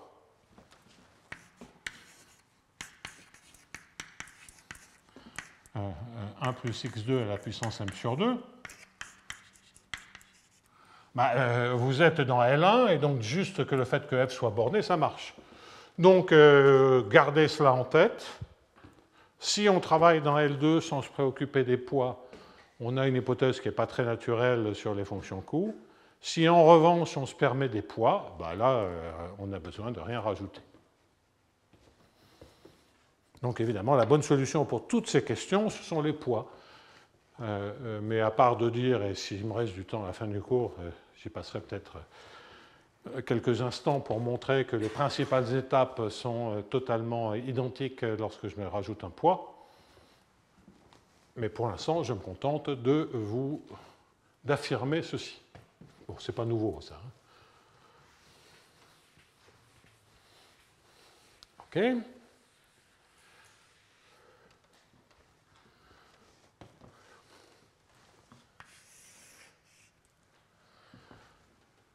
Donc, on a toutes ces hypothèses sur F et G.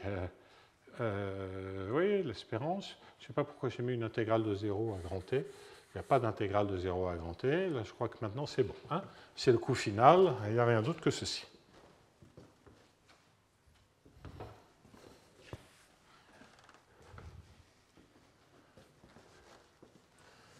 Ouais, je vais mettre un théorème parce qu'il y aura plein d'informations. La première information,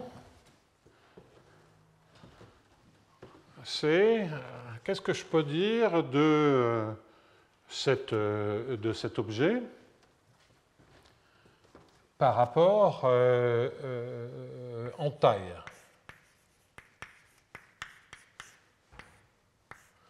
Ce que je prétends, c'est que ceci se majore pour les t compris entre 0 et grand T par une constante qui dépend de grand T fois 1 plus m en norme L2. Et en fait, j'aurai une information totalement analogue en mettant par M dans H-S, quel que soit S positif. OK.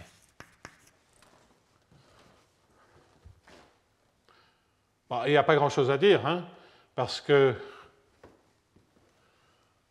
il suffit de majorer la valeur absolue de l'inf par le sup des valeurs absolues, c'est-à-dire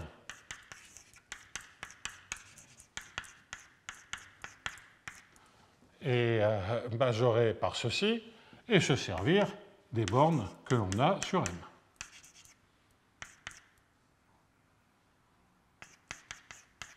Donc par exemple, si je fais ça dans L2, eh bien j'essaie, et vous voyez que vous avez clairement la norme L2. Mais si je me sers de la régularité de F en disant c'est dans HS, il me suffit d'avoir dans H1, mettons, F et G, il me suffit d'avoir des bornes H-1. Donc je peux aussi avoir une croissance au plus linéaire dans H-1. Donc ça, c'est en se servant du fait que si je travaille dans L2, bah, l'équation reste bornée dans L2. Si je travaille dans H-S, l'équation reste bornée dans H-S, en particulier dans H-1. Donc la croissance qui est ici est une croissance au plus linéaire, mais je peux la mesurer avec des normes très faibles. OK. Croissance au plus linéaire. Donc je fais les démonstrations au fur et à mesure. Deuxième information, je prétends que V est borné, donc je vais écrire ça comme ça, appartient à BUC de RK, ça c'est les Y, croît une boule de rayon, de rayon R fermée, et je vais mettre un petit W en haut pour la topologie faible, croît 0T.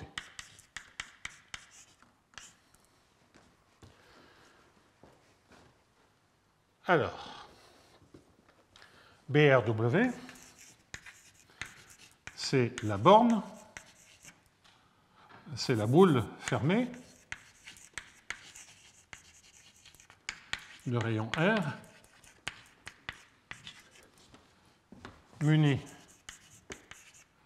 de la topologie, d'une métrique associée à la topologie faible. De sorte que c'est un compact pour cette métrique. Donc le W, c'est pour faible. Est-ce que j'ai quelque chose à démontrer là? Ben, la réponse est non. Parce que qu'est-ce que l'on a démontré? On a montré que cette propriété-là, elle était vraie exactement pour M. Hein, c'est quand Mn converge faiblement vers M, Yn converge vers Y, eh bien j'ai la convergence de M, de la solution M, et puis après je prends des formes linéaires, donc la convergence était uniforme en alpha. Donc la fonction Q converge. Donc d'ailleurs la fonction Q, je vais lui donner un nom. Hein. Ça va être un J alpha T de M et de Y et de T. C'est simplement parce que ces propriétés-là sont vraies pour les J alpha T uniformément en alpha T. Donc le théorème précédent que j'ai démontré la semaine dernière m'assure exactement que j'ai l'uniforme continuité par rapport à RK fois BRW. Il faut que je sois dans une boule de rayon M et pour la convergence faible. Quant à la borne, on l'a obtenue précédemment. Et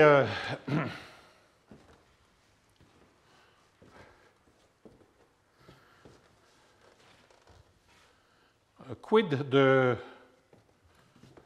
la continuité en temps? Ça, c'est un peu plus compliqué.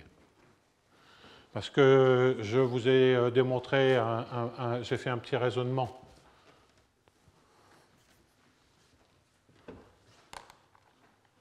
Donc ce que l'on a démontré pour l'instant, c'est que ça, c'est OK, uniformément en T dans 0T, on a quelque chose qui est, les bornes, je les oublie, qui est uniformément continu dans RK croix BRW.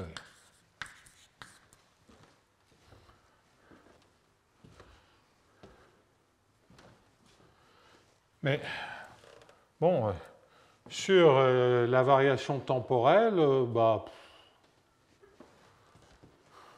j'ai pas en stock, j'ai fait un petit truc sur le comportement en temps petit, hein, à l'instant. J'aurais pu obtenir une condition un peu plus générale sur la continuité par rapport au temps, mais enfin, c'est un peu compliqué. Les alpha-t, ils ne sont pas continus par rapport au temps, donc ce n'est pas lumineux, la continuité par rapport au temps. Mais bon, j'ai un coût intégral, honnêtement, on peut s'en tirer comme ça, sur la formule. Mais je vais vous montrer un argument qui est un peu plus indirect et qui repose sur le principe d'optimalité de la programmation dynamique, que je n'ai pas réellement démontré, mais qui ne pose pas de problème particulier.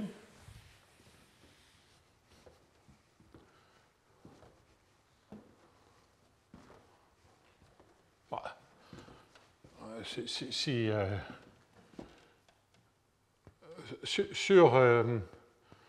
Sur la partie dépendance en T, donc je vais quand même faire une démonstration à partir de la formule. Première démonstration pour la continuité en temps. Donc c'est uniforme d'incontinuité en T. C'est-à-dire continuité en T, mais qui doit être uniforme, hein, qui doit être uniforme en M borné et uniforme dans RK.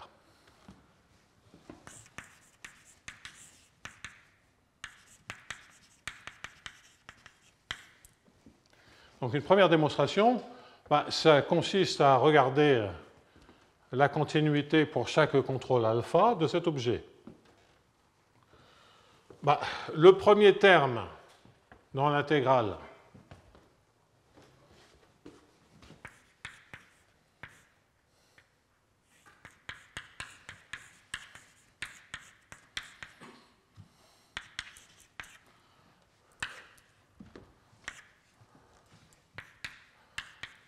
le premier terme, il se majeure par quoi?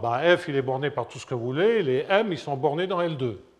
Donc, clairement, le premier terme, comme c'est une intégrale de 0 à t, il se majeure par C fois H étant positif, fois M0 dans L2. Hein. De toute façon, les M0, hein, on va les prendre bornés. Donc, le premier terme, c'est simplement que j'ai une intégrale de 0 à t. Le deuxième terme, qu'est-ce qu'il me dit? Il me dit que c'est plus C fois l'espérance de MT moins MT moins H.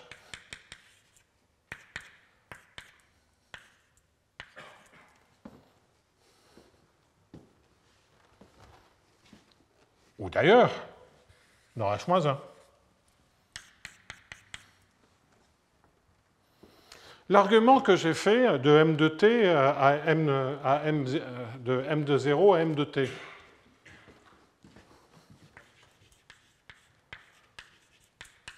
il s'applique aussi de M de T moins H à M de T. Pourquoi? Parce que c'est exactement la même chose que ce que j'ai fait pour démontrer l'effet régularisant. C'est que je peux regarder le problème qui démarre à T moins H et aller jusqu'à T. Donc en fait, tout à l'heure, quand j'ai démontré que l'espérance de M de T moins M0, ce que j'ai démontré, c'est que j'ai démontré que l'espérance de M de T moins M de S, j'aurais dû le dire, hein, excusez-moi, dans norme H-1 au carré, se majeure par C fois T moins S, M0 en norme L2. Plus 1, allez, hop. Non, il n'y a pas de plus 1.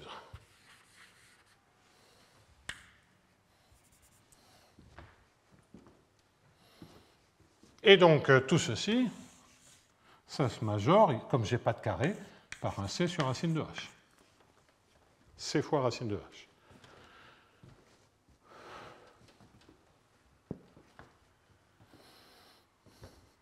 Et c'est simplement en disant que le problème de 0 à t, donc j'aurais dû l'écrire, hein, donc ça il faut le rajouter ajouter juste après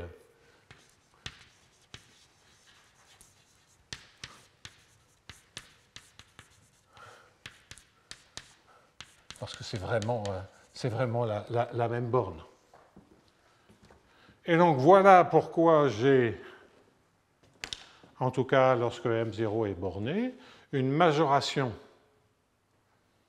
d'un module de continuité. Donc vous voyez, vous obtenez pas quelque chose qui est Lipschitz en H, mais quelque chose qui est, en tout cas par la formule, eultérien d'ordre 1,5. Bon, il se trouve que, je ne sais pas pour le J, mais le V qui est l'infimum, il sera lipschitzien par rapport au temps. Mais ça, on ne le démontre pas à partir de la formule. On l'obtiendra à partir de l'équation.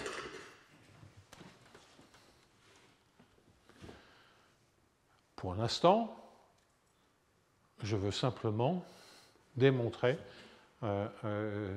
l'uniforme continuité. Alors là, l'uniforme continuité, je l'ai par rapport à tous les variables. Hein, et vous voyez que partout, hein, il faut que j'ai une borne sur M. Mais c'est logique, hein, puisque ça croît par rapport à... Enfin, en général, ce n'est pas borné uniformément.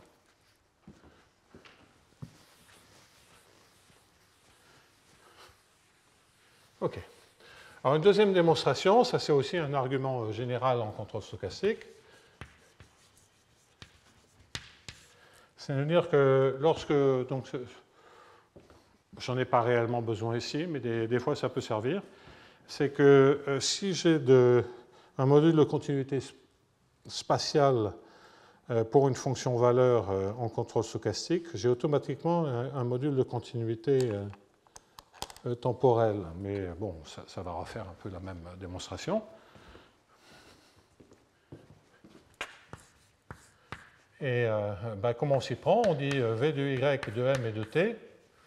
Je crois que j'ai mis les M d'abord, mais peu importe.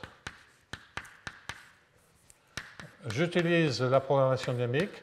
Alors, la programmation dynamique est quelque chose d'absolument naturel là-dedans.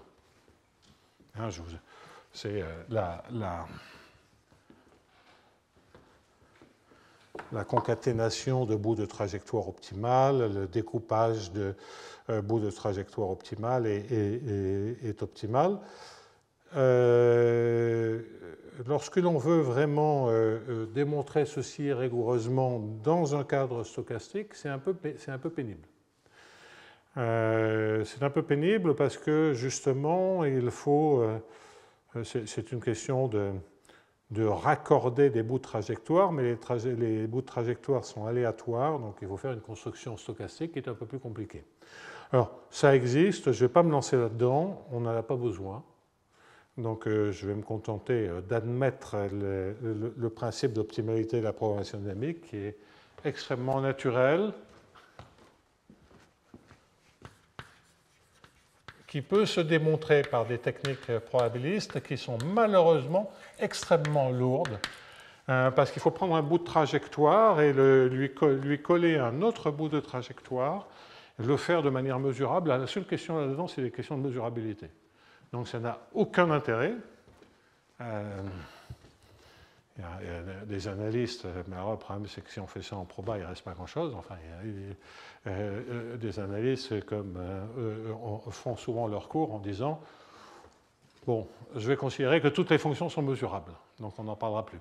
Alors, en proba, surtout si on fait l'information partielle, c'est un peu gênant, parce que si tout est mesurable par rapport à n'importe quelle tribu, l'information partielle, elle est générale. Donc ça, c'est bien un coup d'analyste. Mais fondamentalement, c'est pour dire qu'il y a des problèmes de mesurabilité importants quand ils traduisent de l'information, et il y a des problèmes de mesurabilité purement techniques qui n'ont aucun intérêt. Et donc, la démonstration rigoureuse du principe d'optimalité met en plein le nez dedans.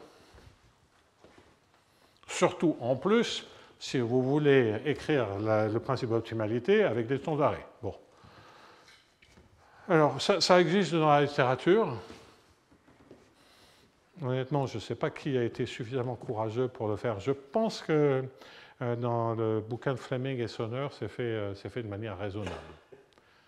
Mais je ne connais pas trop et en fait, il y a fort longtemps, je vous avais parlé de ma rencontre avec Monsieur Ito, Ito Sensei, et justement, on avait fait une démonstration ensemble, rigoureuse du point de vue probabiliste du principe d'optimalité. Et il était moyennement intéressé, j'étais moyennement intéressé, donc on a gardé ses notes. Et j'ai lâchement, pour ne pas avoir à reproduire une démonstration que l'on avait faite ensemble, je crois d'avoir un article parlé d'une communication personnelle. La notion de communication personnelle avec soi-même étant quand même une notion assez intéressante. Personne ne l'a remarqué parce qu'il y avait quand même le nom de Ito et que j'apparaissais en second. Donc quand vous voyez Ito, Lyons, communication personnelle, et que l'auteur de l'article, c'est un des deux. Bon, bref, vous avez compris la question. Mais c'est tellement chiant. Donc, principe d'optimalité. Je vais dire en gros, je t'ai vu, Charles, quand tu disais Fleming-Sonner, c'est fait proprement ou pas?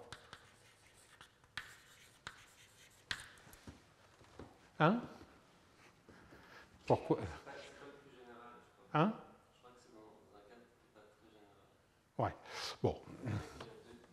Hein? Denis allait écrire un papier. Oui, il fait que ça. Ouais. Alors, il y a des choses, il y a d'autres personnes qui ont fait des choses comme ça. C'était par la construction de semi-groupes, ce qui revient au même. C'est-à-dire dire qu'on peut définir un semi-groupe. Et là, il y a tout un tas d'articles rigoureux par Krylov, par Nissio, etc. Donc, il y a plusieurs voies. Il y a la voie brutale. Donc, tu me dis, Denis, il y a ça. Et puis, il y a la voie semi-groupe. Ce qui suffit parce qu'on n'a que des temps déterministes. Hein. La voie semi-groupe, et donc là, il y a Krylov, il y a Nissio. Donc, il y a suffisamment de références pour qu'on puisse, sans avoir honte, glisser ça sous le tapis. Bon. Après, en déterministe, il y a zéro problème. OK. Bon, le principe d'optimalité, qui est là entre deux temps, donc c'est vraiment une propriété de semi-groupe. Bien. Et donc, je vais écrire l'intégrale de 0 à h de f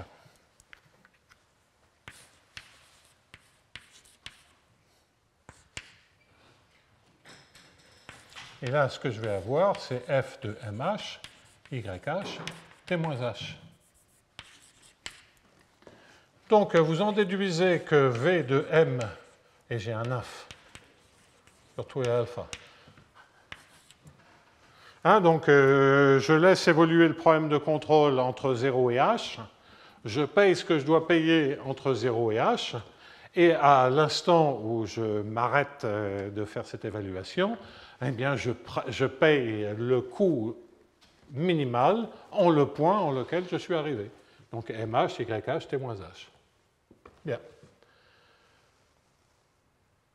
Et donc, j'en déduis que V de Y de T moins V de M H, non, de M de Y et de T moins H, se majore par le sup sur alpha de l'espérance de V de MH, YH, T moins H, moins V de M, YT, non, M, YT moins H. Donc là, je me suis ramené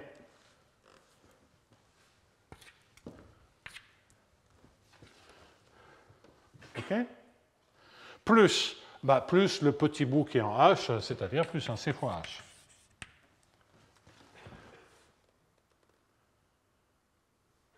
Et là, qu'est-ce qu'il me reste à dire? Il me reste juste à dire que j'ai de l'uniforme continuité par rapport à Y et par rapport à M, uniformément en temps, et donc tout ceci, ça se majore par un oméga de H,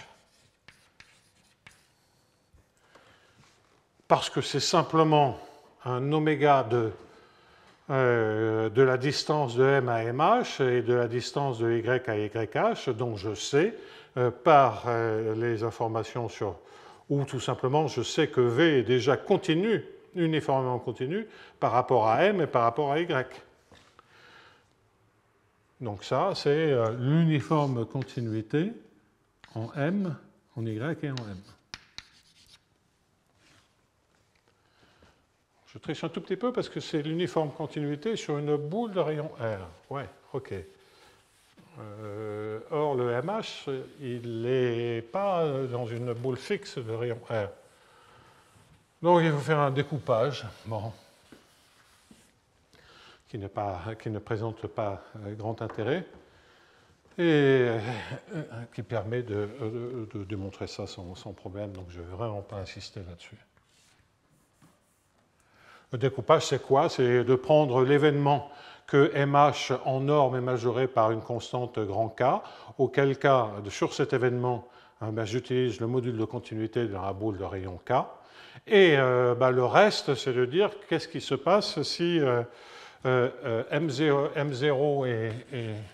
est majoré par R, tandis qu'un M de S, peu importe, là c'est T-H, le H ne joue plus aucun rôle, est plus grand qu'un grand K qui tend vers l'infini. Bon, ça c'est un événement qui tend vers 0, et avec les bornes que l'on a. Donc bon, honnêtement, je passe ça sous silence parce que la localisation dans les boules fait qu'il faut être un tout petit peu prudent ici. Je vais très vite. Si vous voulez reconstituer l'argument, il n'y a plus de difficulté. Si vous vous en sortez pas, vous me le dites, mais il y a zéro problème. De toute façon, cette démonstration, j'ai admis la programmation dynamique. Là, je vais un peu vite, mais il n'y a pas de difficulté fondamentale. C'est pour ça que je vous ai mentionné la démonstration directe sur les formules auparavant, pour que vous ayez une démonstration entière et rigoureuse. Bon, celle-ci, cette partie-là se justifie sans aucune difficulté. En fait, en réfléchissant au cours, c'était ça que je voulais faire, et puis je me suis dit, aïe, je vais les noyer.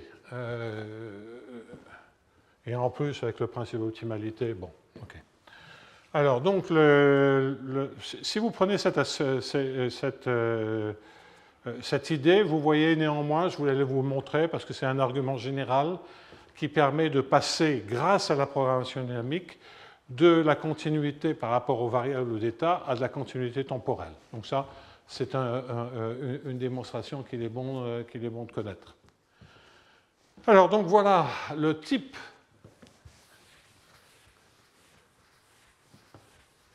donc, avant d'attaquer les équations de HJB, il y a quand même tout un tas de nouvelles préoccupantes. C'est que les trucs ne sont pas bornés. Bon, à croissance au plus linéaire. On a de l'uniforme continuité, mais donc sur les boules, évidemment. On aurait pu espérer avoir plus d'uniforme continuité, puisque la croissance au plus linéaire n'est pas...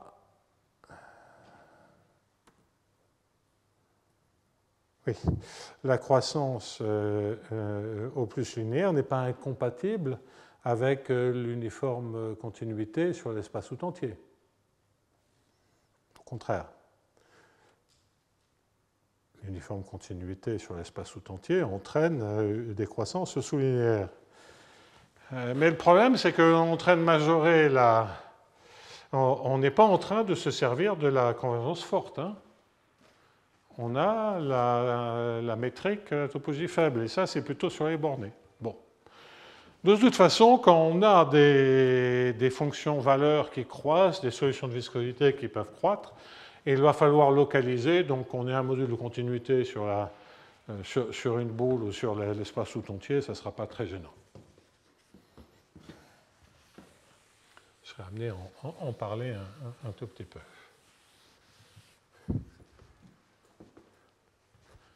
Remarque, c'est qui peut le plus, peut le moins.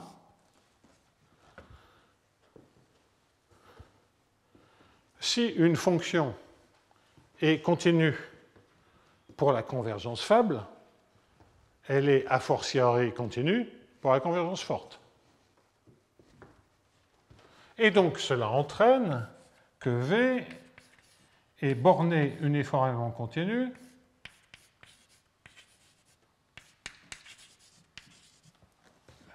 sur les boules.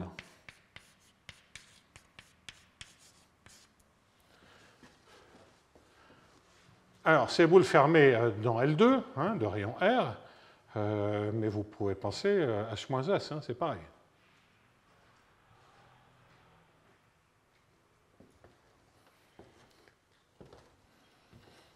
Bon. Et là, sur la continuité, c'est à peu près tout ce que je peux dire. Alors, il y a une remarque supplémentaire que je veux faire maintenant, mais que je prends avec des pincettes, parce que là, elle se sert vraiment du caractère tout à fait explicite de ce problème de contrôle avec information partielle.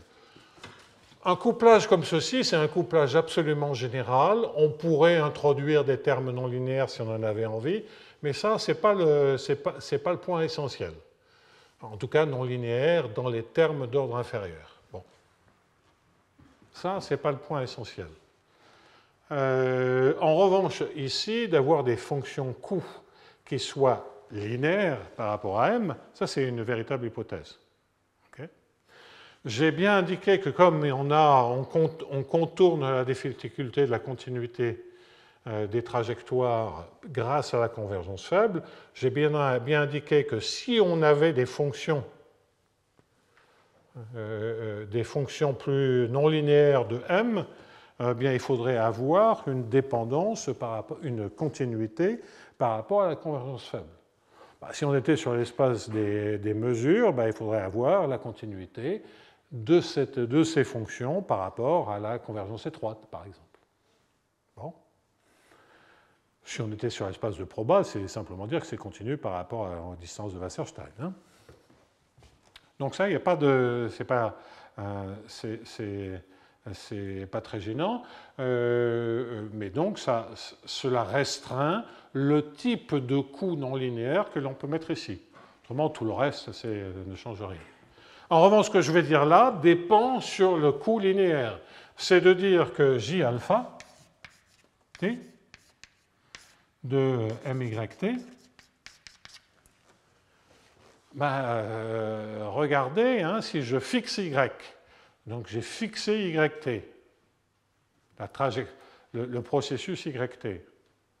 L'équation en M est une équation linéaire, une fois que YT est fixé. Il y a YT alpha t dans la cohésion, mais c'est linéaire. Et ça, le coût, il est linéaire en M. Donc, qu'est-ce que ça veut dire? C'est que c'est linéaire en M. Et donc, ça entraîne que V est concave en M.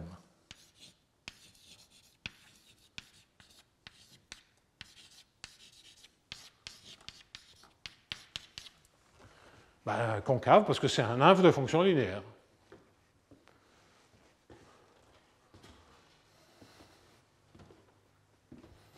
Alors, ça, je mets ça entre crochets parce que c'est vraiment spécifique au contrôle de l'équation de Mortensen-Duncan-Zakai.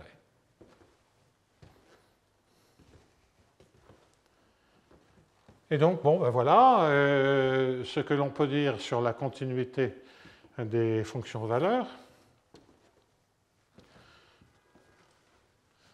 Et 11 heures, c'est parfait. Donc ce que je vais faire la semaine prochaine, c'est comme on va se rapprocher des équations de la JB, c'est que je vais faire une sorte de rappel très rapide sur les solutions de viscosité. Bon, comment ça marche? Ordre 1, ordre 2. Donc ça sera vraiment une demi-heure de rappel, hein, désolé pour les experts. Et indiquer tout de suite qu'est-ce qui se passe lorsque j'ai un Hamiltonien avec des termes d'ordre 2 et que j'ai une croissance au plus linéaire. Comment je m'en tire pour l'unicité? Donc ça, c'est des techniques. Lorsqu'il n'y avait pas des termes d'ordre 2, mais ce ne sont pas les termes d'ordre 2 qui étaient gênants, c'est des trucs qui avaient été compris dès les années 80. Bon, c'est des histoires de localisation, mais on va voir les hypothèses qu'il faut faire. Bon. Et ça nous amènera, ça nous rapprochera d'ailleurs des techniques de fonction test perturbées. Donc, je commence la semaine prochaine par des rappels sur les solutions de viscosité en fouillant un peu la théorie, en ayant en tête non pas la dimension infinie, mais les problèmes d'uniforme continuité uniquement sur les boules avec de la croissance au plus linéaire. Donc ça, c'est des choses auxquelles il va falloir un peu prêter attention. Vous verrez, ça ne posera aucun problème.